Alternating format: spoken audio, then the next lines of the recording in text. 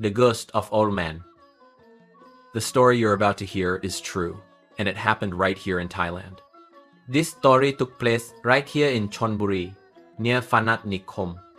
There's an old woman named Meta Lo, whose full name is Thong Lo, but the villagers usually call her by the shorter name Grandma Lo. Grandma Lo is very old, and her eyesight and hearing are poor. Every day she prays, asking that her deceased husband Talung be reborn in a good, comfortable place.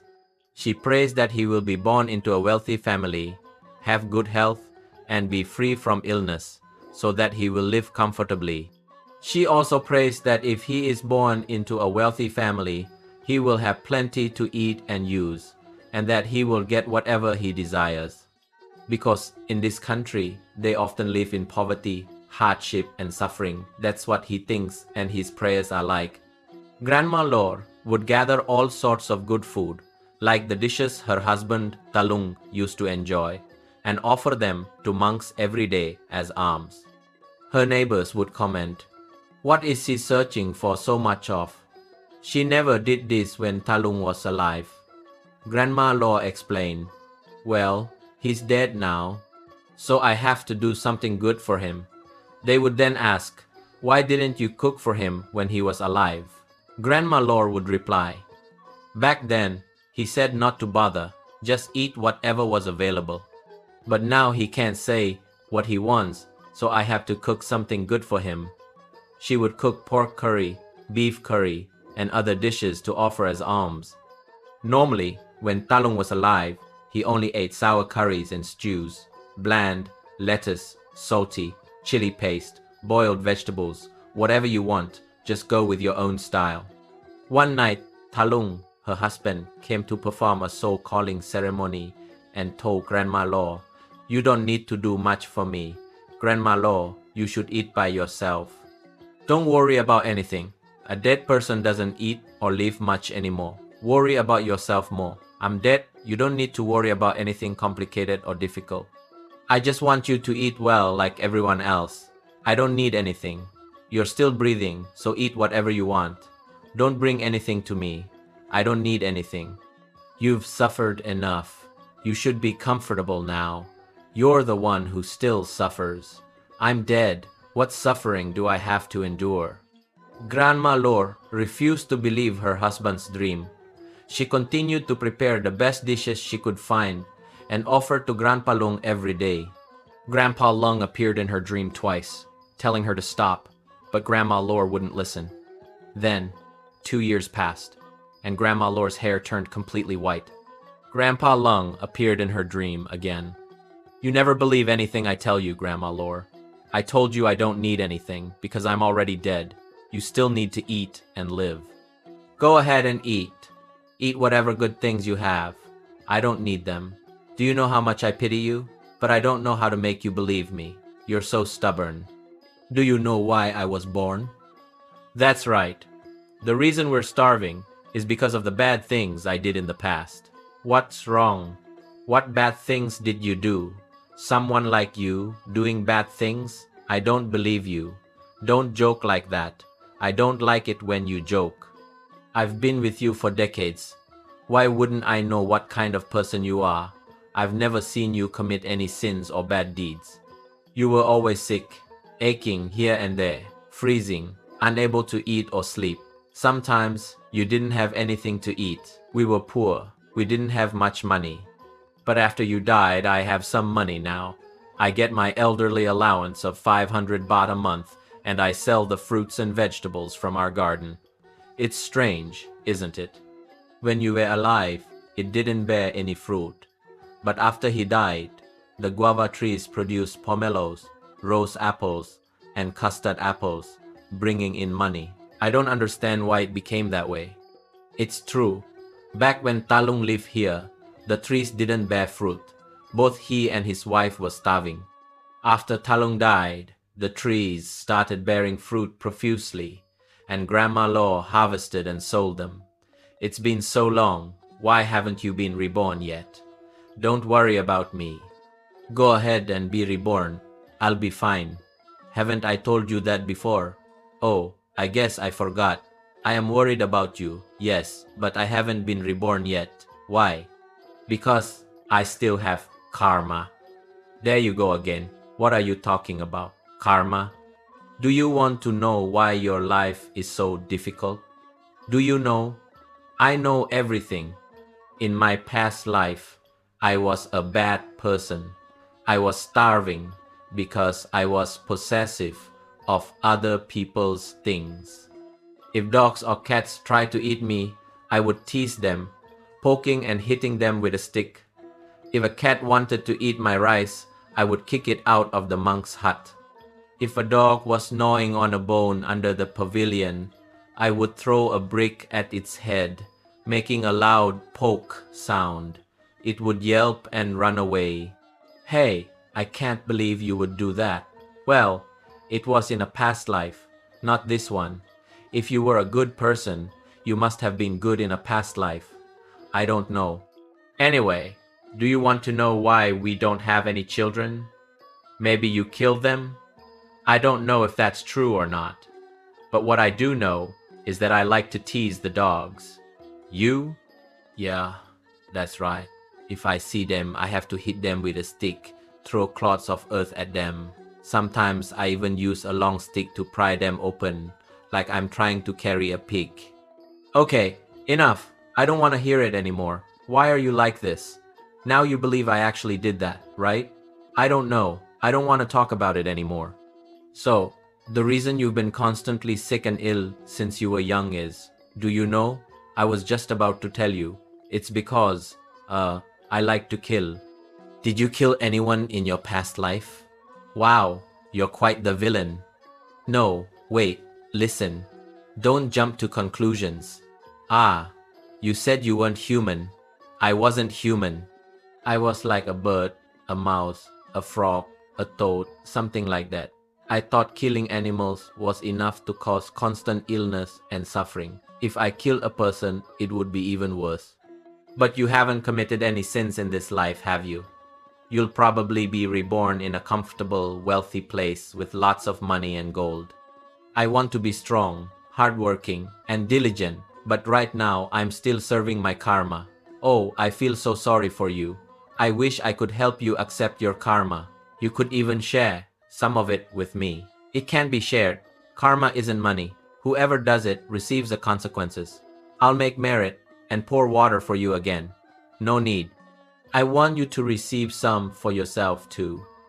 Don't worry about me. I still have a long time to repay my karma. If you're stubborn and don't listen again, I won't come to see you anymore, okay? Grandma Lore woke up with a start, her eyes wide open. Oh, it was just a dream. Oh, poor Talung. Why did it have to be like that? Ah, karma clings to you, to your soul. It never goes away.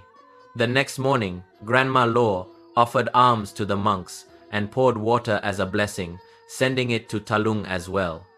Then she paused, remembering that he said he wouldn't come again. Why would I stop him? I poured water as I did for Talung every day, but Talung disappeared and never came back to give blessings again.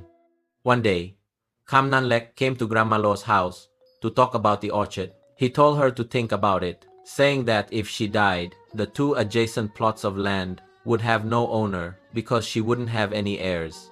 But if she sold them while she was still alive, she could use the money that rightfully belonged to her. Is Kamnan serious? Grandma Lore asked. Well, what part of it isn't true? She replied. Think about it. I've never thought about this before. Now I'm thinking that if I die, there will be no one left. Why donate them to the temple? I'll get a lot of merit for my next life. 7 days later, Kamnan Lek returned, smiling gently at the old woman. He was a handsome, grown man. Okay, so you have 2 wives? A first wife and a second wife? What do you say, Grandma? I don't say anything. I haven't decided yet. Are you going to let it become government property or donate it to a temple? Is that what you want? Yes, I was thinking of using the money for food and shelter in my retirement. Life has been difficult for so long, I should find some happiness for myself now. You're handsome, Grandma. The old woman was troubled because she couldn't make a decision. If Talung were here, she could consult with him. Talung would surely be able to decide. Let's leave it for another time, Chief, and then come back to hear the news. Oh, it's all right. It's no problem. After all, he's Grandma Law's student. That night, she couldn't sleep again. The next night, at 2 a.m., she still couldn't close her eyes. What should she do? It's been difficult all this time. Just like the chief said, maybe it would be nice to have some peace and quiet. She thought and thought until she dozed off. She dreamt that Talung came to see her, looking worried and concerned. She said, "You could sell the land to the chief. Grandma Law would have money to use. She could have whatever she wanted to eat. Eat. Life is meaningless. When you die, you can't take anything with you. When you die, you can't do anything. If you want to do good deeds, go ahead. Use the money for food too. Share it amongst yourselves so you're happy." Grandma Law then slept soundly until morning, feeling peaceful and content because Talung had helped her make the decision. Even after death, Talung was still kind to her, unchanged. Go see the village headman Lek in the late morning. Tell him you're going to sell, but ask him where you live afterward. You won't have a place to sleep anywhere else. Oh, don't worry about that, Grandma. Stay here. Stay until you're gone. I'm not chasing you away. You can stay for the rest of your life. Oh, that's wonderful. And what about the orchard? Can I still harvest anything from it? That's right, Grandma. Everything still belongs to you, except after you're gone. Oh, that's wonderful, Mr. Headman. And how much will you price it for? It's up to you, Headman. Just name your price. I don't know how much it will fetch. How much is it? How much is the land? Including the house and the orchard, it's probably about 3 rai. If that's the case, then maybe around 200,000 baht. Oh, would 300,000 baht be too much, Headman? 300,000 baht is too much. Grandma Law should get around 220,000 baht. Because after selling it, Grandma can still live there. She can still pick and eat the fruit. It's like I didn't even buy it. It's still Grandma's. Grandma Law paused to think. Okay, then let me think about it again, Headman. All right, Grandma. Think about it carefully. The news that Grandma Law was going to sell her land to the village headman spread. Some people said the price was too low, while others said 22,000 baht was a good price. Still others said the headman was giving her the full amount she wanted, as he was a good person who wouldn't take advantage of an elderly person. In the end, that plot of land belonged to Headman Lek. Grandma Law stayed there for only 2 months. Then Headman Lek told her he needed the land and asked her to move elsewhere. But you told me I could stay, Grandma Law said. At first, I thought so too, but now I really need the land. I have plenty of money. I can live anywhere. Grandma Law didn't know how to argue because it belongs to him now. Where will the village headman let me live? Grandma, do you want to stay here? Yes, I do. Ah, then I'll rent it to you. Rent? Rent my own house? Oh, don't forget, Grandma. It belongs to me now. The old woman, having no choice, reluctantly agreed, paying the village headman 2,000 baht a month. Grandma Law lay crying in her dream, feeling cheated by the village headman Talung. He came to comfort her, saying, "Don't worry, Grandma Law. People are like that. They only care about getting something. Very few are not like that. I can't pick fruit from our orchard anymore," she continued. "If you can't pick it, then don't go." Why should you? At first they told me to stay. That's what they said, so I would agree to sell to them. I was mistaken in thinking Headman Lek was a good person. Well, even good people have some bad in them, more or less. She then thought she would donate the money to charity, but then she reconsidered. She wondered what she would eat if she died too late, and the money was all gone. Ever since the village headman took over the orchard, he's noticed that the fruit trees aren't bearing fruit. They do flower, but the flowers all fall off, refusing to produce any fruit. The headman has been using fertilizer and pesticides extensively, but to no avail. What the hell is wrong with them? He grumbled, not knowing who to blame. Damn it! Before, they flowered and bore fruit so well. The headman was incredibly frustrated, his anger echoing throughout the orchard. This crazy, bizarre orchard. Before, when Talung was alive, they didn't bear fruit either. After Talung died, they bore fruit profusely, the branches almost breaking. But now that we own them, they just won't bear fruit at all. Not bearing fruit was bad enough, but then the following month, they're all withering, drying up and dying. The whole garden is gone. This once green garden has turned brown. All the trees are dead, not a single one left. Oh my God, what the heck is going on? I don't understand at all. The village headman was so shocked and agitated, bewildered by what had happened, that he lost his temper for days. But one day, a thought flashed through his mind. Since they're all dead anyway, I was going to sell them as firewood to the vendors selling Thai steamed rice cakes. Before the sale could even begin, one afternoon, the entire orchard was engulfed in flames. The dead trees had become perfect fuel, burning the whole orchard down in just an hour. What the heck is this? What is this? He kept asking himself repeatedly.